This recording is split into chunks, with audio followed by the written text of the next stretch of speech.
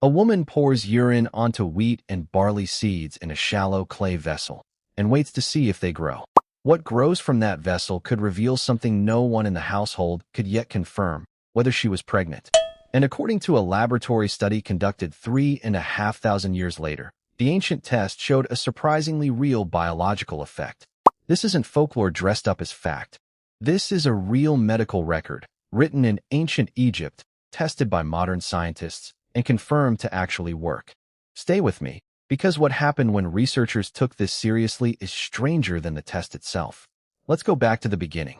Somewhere between 1550 and 1070 BCE, in the period historians call the New Kingdom, an Egyptian scribe recorded a medical procedure on papyrus. The instructions were specific. Take a woman who suspects she might be pregnant. Give her 2 bags of seed, one filled with wheat, one with barley. Have her urinate on both, once a day, for several days. Then watch. If the barley sprouted, that was one sign. If the wheat sprouted, that was another. If neither sprouted, she was not expecting a child. Egyptologists connect this test primarily to the Berlin Papyrus 3038, part of a broader written medical culture that also addressed fertility, conception, and gynecological care. Related material appears elsewhere in the Egyptian medical tradition too, though scholars are careful not to claim it as one single, identical test copied word for word across every surviving document. What's clear is that this wasn't an isolated, one-off scribble. It was part of a civilization that treated pregnancy diagnosis as something worth writing down and passing on.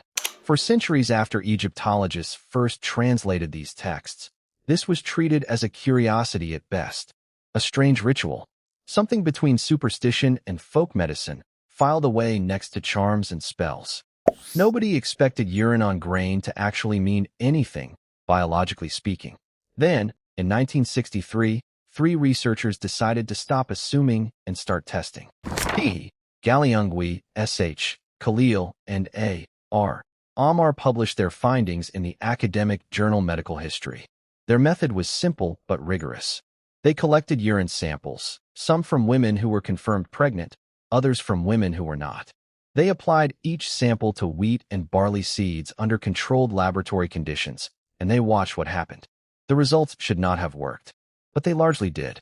In a 1963 experiment, researchers collected 40 urine samples from pregnant women, along with control samples from non-pregnant women and men. Grain growth occurred in 28 of those 40 pregnant samples, about 70%.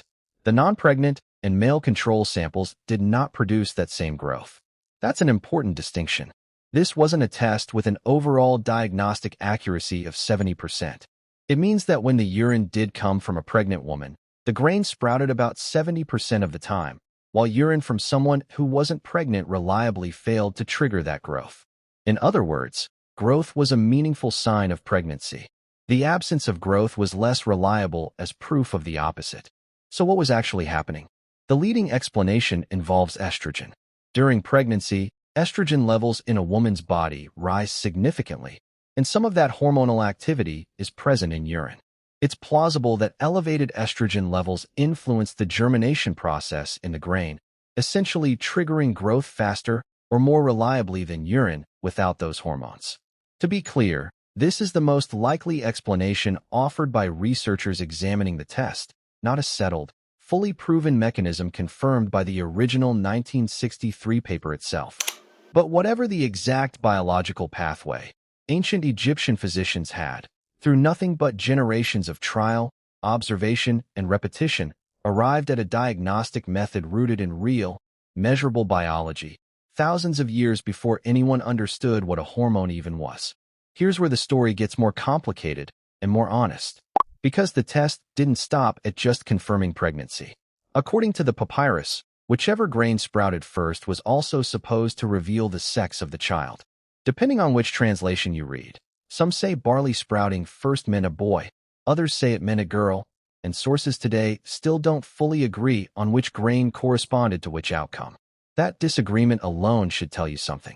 When researchers tested this part of the claim, the sex prediction accuracy performed no better than random chance. In other words, the ancient Egyptians accidentally built something close to a working diagnostic test, and then bolted a piece of fortune-telling onto the side of it that had no real basis at all. This is important because it's tempting to tell this story as the ancient Egyptians secretly knew science. They didn't. They didn't understand estrogen. They didn't understand hormonal biology, and they got the sex prediction claim wrong. What they did have was something almost as powerful: careful, repeated observation, passed down and refined over generations, applied to a problem that mattered deeply to their society. That's not modern science. But it's not nothing, either. It's the raw material science is built from. And this test didn't disappear with ancient Egypt.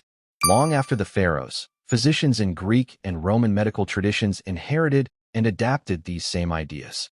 Concepts from Egyptian medical texts show up again in later Greek and Roman writing, and from there, they spread further into medieval medical practice across the Middle East and Europe. Remarkably, a version of this same grain-based pregnancy test appears in a book of German folklore as late as 1699. Some accounts even suggest related practices were still being used in parts of Asia Minor into the 1960s, right around the same time researchers were finally testing whether the ancient version actually worked.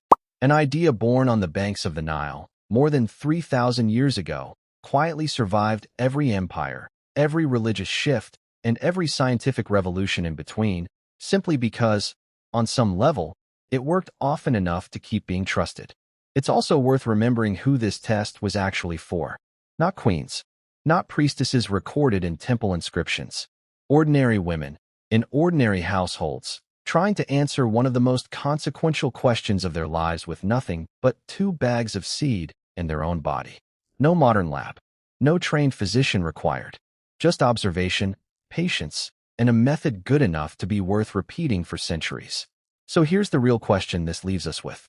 If a civilization with no microscopes, no understanding of hormones, and no concept of the scientific method could still stumble onto something biologically real just through careful observation, how much of what we dismiss today as ancient superstition might actually be early data we simply haven't tested yet? If you think a test like this could have worked completely by accident, or if you think there's more going on than luck, let me know in the comments below. And if you want to see what else the ancient Egyptians got right long before modern medicine caught up, hit subscribe, because this is far from the strangest thing they figured out.